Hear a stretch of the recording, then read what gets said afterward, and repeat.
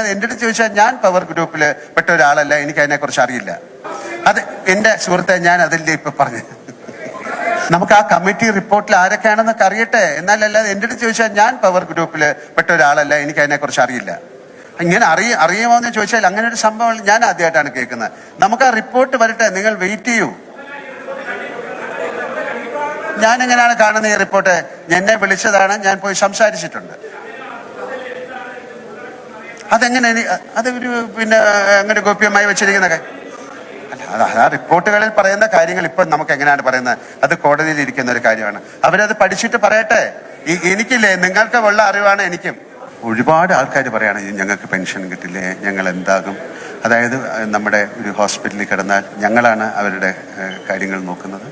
Insurance, ഒരാൾ മരിച്ചു കഴിഞ്ഞാൽ പലപ്പോഴും ഒരു ഹോസ്പിറ്റലിൽ നിന്ന് അവരുടെ ശരീരം പോലും വിട്ടുകൊടുക്കില്ല, ഞങ്ങളാണ് പോയി എടുക്കുന്നത്. ഞങ്ങൾ എന്ന് പറഞ്ഞാൽ ഞാനെന്നല്ല അർത്ഥം, ഞങ്ങൾ ഉൾപ്പെടുന്ന ഒരു അസോസിയേഷൻ. അമ്മ അസോസിയേഷന് ഒരുപാട് തെറ്റിദ്ധാരണകളുണ്ട്, അല്ലെങ്കിൽ വിയോജിപ്പുകളുണ്ട്. അതുകൊണ്ട് തന്നെയാണ് വീണ്ടും ഇമ്മീഡിയറ്റ് ആയിട്ട് നമുക്ക് ചെയ്യാൻ പറ്റുന്നത് എന്താണ് എന്ന് പറഞ്ഞാൽ, ഞാൻ അതിൻ്റെ പ്രസിഡന്റ് ആയിരുന്ന സമയത്ത് ഞങ്ങളെടുത്ത തീരുമാനങ്ങൾ നമുക്കിതിൽ നിന്ന് മാറി നിന്നുകൊണ്ട്, ഒരുപാട് പേര് പറയുന്നു ഇങ്ങനെയല്ല ചെയ്യേണ്ടത്, ഇങ്ങനെയാണ് ചെയ്യേണ്ടത്, അത് ചെയ്തത് ശരിയായില്ല. അവർ വരട്ടെ മുന്നോട്ട്, ഒരു ഇലക്ഷൻ വെക്കാം, ഒരു ജനറൽ ബോഡി വിളിക്കാം, അതിൽ ആർക്ക് വേണമെങ്കിൽ ഏത് സ്ഥാനത്തേക്ക് മത്സരിക്കാം. ഇനി മത്സരിക്കാതെ ഒരു തീരുമാനമെടുക്കാം. അവർക്ക് അമ്മ എന്ന് പറയുന്ന സംഘടനയെ ഞങ്ങളെക്കാട്ടിലും മുന്നോട്ട് നയിക്കാം. ഇതൊരു തോൽവിയോ അല്ലെങ്കിൽ ഒളിച്ചോട്ടമോ എന്നല്ല, ദൈവീതം മനസ്സിലാക്കുക. ഇവിടെ വീണ്ടും നിന്ന് കഴിഞ്ഞാൽ വീണ്ടും ആ ആരോപണങ്ങൾ മുഴുവൻ ഞങ്ങളിലേക്കാണ് വരുന്നത്, അൺനെസസറി ആയിട്ട്.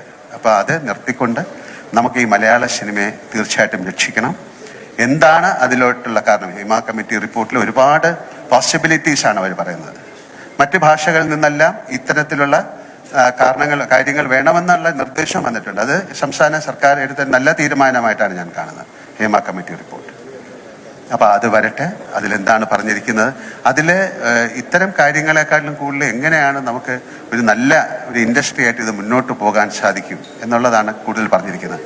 നമുക്ക് എല്ലാവർക്കും ചേർന്ന്, മീഡിയ ഉൾപ്പെടെ, നിങ്ങൾ വളരെയധികം സഹായം ഞങ്ങൾക്ക് ചെയ്തിട്ടുണ്ട്. കാരണം അമ്മയ്ക്ക് ഏറ്റവും കൂടുതൽ നല്ല ഷോകൾ തന്നിരിക്കുന്ന മീഡിയയാണ്. ഞങ്ങളിപ്പം പോലും മനോരമ അവരുമായിട്ടൊരു അസോസിയേഷനിൽ ചേർന്ന് ഞങ്ങളൊരു ഷോ ചെയ്തിട്ട് അതിൽ നിന്ന് കിട്ടുന്ന ആ ബെനിഫിറ്റ് ഞങ്ങൾ വയനാടിന് കൊടുക്കാൻ തീരുമാനിച്ചിരിക്കുകയാണ്. അതുപോലെ കാർഗിൽ ഷോയ്ക്ക് സമയത്ത് ഞങ്ങൾ ചെയ്തിരുന്നു, പ്രളയത്തിൻ്റെ കാര്യത്തിൽ ചെയ്തിരുന്നു. അല്ലാതെ ഒരുപാട് പിന്നെ ചാരിറ്റി പ്രവർത്തനങ്ങൾ ഞങ്ങൾ ചെയ്യുന്നുണ്ട്. പലർക്കും അറിഞ്ഞുകൂടാത്ത പല കാര്യങ്ങൾ ഞങ്ങൾ ചെയ്യുന്നു. അപ്പോൾ ഇതൊരു വലിയ ഇൻഡസ്ട്രിയാണ്, വളരെ കഷ്ടപ്പെട്ട് പടുത്തുയർത്ത ഇൻഡസ്ട്രിയാണ്. അങ്ങനെ ആൾക്കാർക്ക് എന്തെങ്കിലും ഒരു ബുദ്ധിമുട്ടുണ്ടെങ്കിൽ നിങ്ങൾ അവരെ പോലീസിനോ അല്ലെങ്കിൽ അതിനെ അമ്മയെ അറിയിച്ചു എന്ന് പറയുന്നതുകൊണ്ട് മാത്രമല്ലല്ലോ, അമ്മയ്ക്ക് അതിലെ മെമ്പേഴ്സിൻ്റെ കാര്യങ്ങൾ എടുക്കാം.